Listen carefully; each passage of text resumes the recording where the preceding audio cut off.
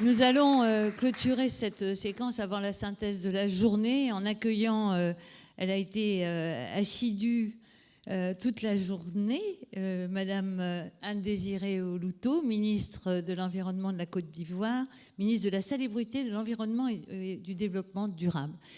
En accueillant Anne-Désirée, il y a une vingtaine d'années, quand on confiait un portefeuille du ministre de l'Environnement, on mettait souvent une femme. Corinne, que je salue, le sait très bien en disant c'est pas très important. Mais est-ce que vous avez senti l'évolution de ce ministère qui, d'année en année, devient aujourd'hui incontournable? Et c'est Corinne qui m'a appris, qui m'a dit souvent, quand tu veux négocier quelque chose, prépare ta négociation, mais le ministre des Finances à côté de toi, parce que le ministre de l'Environnement ne pourra pas te faire avancer. Donc voilà, des collègues sont là à t'écouter aussi, Anne-Désirée. Merci de ta présence. Je sais combien la Côte d'Ivoire compte sur toi. Donc je te laisse la parole parce que tu es une femme, certes, mais tu as compris le rôle essentiel des femmes ivoiriennes et l'enjeu, puisque c'est toi qui aimes à dire que l'or rose de l'Afrique seront les femmes. Absolument.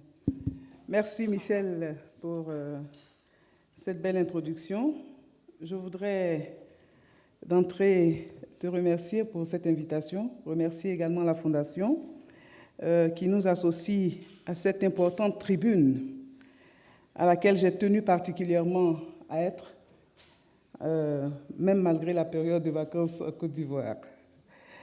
Alors, je voudrais d'entrée remercier tout à l'heure l'intervenante Carole Frontigny de UPOA pour sa présentation. Je crois qu'on aurait dû certainement s'accorder parce que je trouve que sa présentation est une belle introduction à ma présentation, donc à mon intervention ici, parce que je pense qu'on aurait pu aller plus loin et à partir de cette expérience donc réalisée au Cameroun, identifier l'impact de ce projet sur la vie de la femme et voir comment est-ce que les femmes ont contribué donc à ce projet, qu'est-ce qui a changé dans la vie de la femme. Cela me permet donc d'introduire ce que j'ai à dire, transition énergétique dans le contexte africain, le rôle de la femme. Tout à l'heure également, Fatia a donné l'exemple du Maroc, mais de façon générale, il faut savoir que, comme elle l'a dit, il faut tirer l'Afrique, il faut nous aider à aller de l'avant et à arriver donc à cette transition énergétique. Nous n'avons pas le choix. Nous n'avons pas le choix, c'est une sorte de processus irréversible. Et le développement industriel, l'augmentation du parc automobile dans nos pays, la multiplication des équipements domestiques ont provoqué tout naturellement une croissance importante de la demande énergétique au niveau mondial, mais également en Afrique. L'intérêt donc pour nous de nous engager dans une transition énergétique. Et nous avons 3 bonnes raisons de nous engager dans cette transition énergétique. Il s'agit pour nous d'accroître les sources d'énergie pour amorcer et soutenir notre industrialisation et accroître le taux de couverture naturelle et l'accès des populations à des énergies modernes. Il s'agit en second lieu d'améliorer donc notre efficacité énergétique dans tous les secteurs d'activité et enfin d'améliorer les conditions de vie et le bien-être des populations, notamment les plus vulnérables, et les plus vulnérables, ce sont les femmes. Pour réussir donc cette transition énergétique en Afrique, l'implication des femmes est fondamentale et elle constitue une opportunité à saisir. Plusieurs niches donc s'offrent aux femmes africaines pour contribuer efficacement à cette transition énergétique. La première, c'est que nous avons un fort potentiel en énergie renouvelable. On l'a vu, tous les exemples qui ont été cités parlent d'initiatives en Afrique. Et je pense que, malheureusement, ces gisements d'énergie renouvelable sont insuffisamment exploités, pendant que les besoins de nos populations sont en forte croissance. Et en ce qui concerne la Côte d'Ivoire, ce potentiel concerne particulièrement la micro-hydroélectricité, la bioénergie, l'énergie solaire, l'éolien, on en a parlé suffisamment tout à l'heure avec mes prédécesseurs. Alors, l'autre niche dont nous disposons, c'est donc la sécurité énergétique et alimentaire à assurer. Cette sécurité énergétique se caractérise par une garantie de l'approvisionnement en énergie primaire permettant de satisfaire les besoins en énergie finale des populations et des industries. Elle renvoie tout naturellement à l'accès aux ressources, à la production, à la transformation, au transport et à la distribution de l'énergie. Malheureusement, je reviens encore pour dire qu'en Afrique et même en Côte d'Ivoire, de nombreuses personnes n'ont pas accès à l'électricité et à une énergie moderne.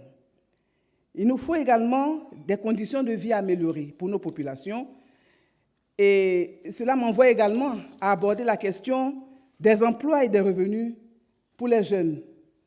Les emplois et revenus à créer, on en a parlé tout à l'heure, je ne reviendrai pas sur la question, et un développement local à réaliser. Et cela me donne l'occasion donc de rappeler l'engagement des collectivités chez nous régionales, des collectivités communales.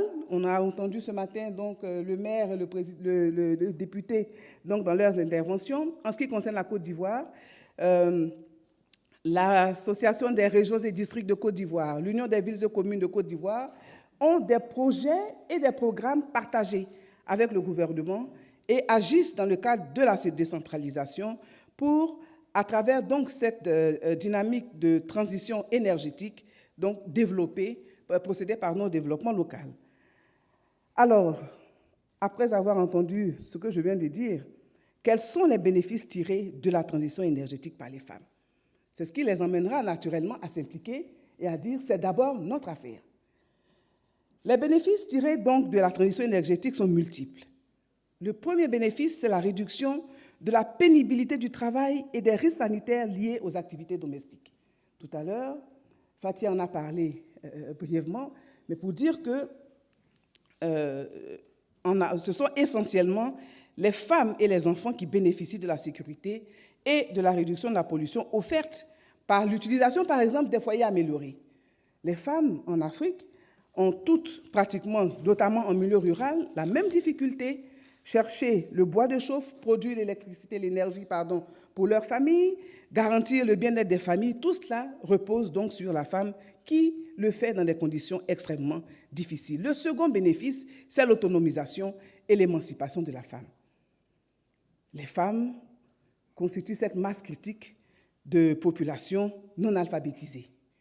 Les femmes, donc, par ce manque de formation, d'éducation, naturellement, sont les premières victimes de nos sociétés, sont les plus vulnérables. Il nous faut donc augmenter l'alphabétisation des femmes et le niveau de leur éducation. Il nous faut créer les conditions pour que ces femmes-là puissent accompagner également l'éducation de leurs enfants, n'est-ce pas, par leur émancipation. Il faut également donc donner la possibilité d'élargir les heures d'activité génératrices de revenus des femmes pour réduire la pauvreté et les aider, n'est-ce pas, à subvenir aux besoins de leur famille. Le rôle de la femme donc dans cette transition énergétique est fondamental. Elle est fondamentale et c'est un atout, je pense, que nous puissions avoir les femmes comme actrices essentielles de cette transition énergétique. Ce sont des actrices essentielles parce qu'elles sont à la fois actrices, mais également victimes donc de cette situation que nous vivons, la pénibilité des tâches, toutes ces difficultés donc, dont je vous ai parlé tout à l'heure. C'est la raison pour laquelle, en ce qui concerne la Côte d'Ivoire, l'engagement politique sur cette transition énergétique est réel. Elle est réelle et ce matin, un intervenant disait la première, si vous voulez, le préalable, c'est d'abord le niveau d'engagement national. Et il faut que nous ayons un engagement au plus haut niveau de l'État. Au plus haut niveau de l'État. Et en Côte d'Ivoire, c'est une réalité. L'ambition du président de la République, son Excellence M. Alassane Ouattara, est de faire de notre pays, la Côte d'Ivoire, le premier marché énergétique de l'Afrique subsaharienne à l'horizon 2030. Et pour y arriver, plusieurs initiatives ont été prises donc dans notre pays et le cadre institutionnel et réglementaire est actuellement en pleine mutation. Pour encadrer et inciter les investissements publics et privés, notamment en ce qui concerne donc les énergies renouvelables. J'en profite donc pour lancer un appel à toutes ces bonnes initiatives que nous avons entendues tout à l'heure, à tous ceux qui peuvent partager et apporter donc leur expertise à la Côte d'Ivoire. Je vous invite à vous intéresser à ce secteur très, très peu connu, n'est-ce pas, et qui a pourtant énormément de potentialités en Côte d'Ivoire. Le ministère de l'Environnement est chargé de faire la promotion des énergies renouvelables et nous pouvons donc vous accompagner par notre facilitation à faire en sorte que vous puissiez donc jouer votre rôle en nous aidant à apporter l'électricité dans tous les villages reculés, dans tous les hameaux de notre pays. Le gouvernement a un programme d'électrification rurale et nous considérons qu'à l'horizon 2020, tous les villages de plus de 500 habitants seront raccordés au réseau national d'électricité. Mais à côté de cela, reste posé le problème donc des campements, des villages, des tout petits villages qui ne seront pas raccordés donc au réseau national d'électricité. Cela pourrait être donc une belle opportunité pour nos populations. Je pourrais également vous citer un plan d'action national des énergies renouvelables qui existe en Côte d'Ivoire. Nous avons également un plan d'action national d'efficacité énergétique. Tout cela pour aller dans ce sens, donc cette dynamique d'énergie, de transition énergétique. Les tests juridiques, n'est-ce pas, pour cette transition sont également donc pour certains déjà pris, pour d'autres donc sont en cours de préparation. Nous avons le code d'investissement donc d'électricité également qui a été voté en 2014 et la loi d'orientation du développement durable de 2014. Alors, quelles sont les perspectives? Les perspectives sont très bonnes pour la Côte d'Ivoire qui veut être un exemple en la matière. Plusieurs initiatives de promotion des énergies renouvelables sont actuellement conduites par les femmes sur le continent, mais également en Côte d'Ivoire. Une plateforme des femmes à l'Assemblée nationale s'est engagée à côté du gouvernement, n'est-ce pas, à la formation, à la sensibilisation et à l'implication des femmes donc, dans ce processus de transition énergétique. Il nous faut donc engager les femmes davantage. Je crois que c'est un élément essentiel. Encourager l'implication des femmes parlementaires et des autres élus. Nous l'avons dit, l'engagement décisionnel.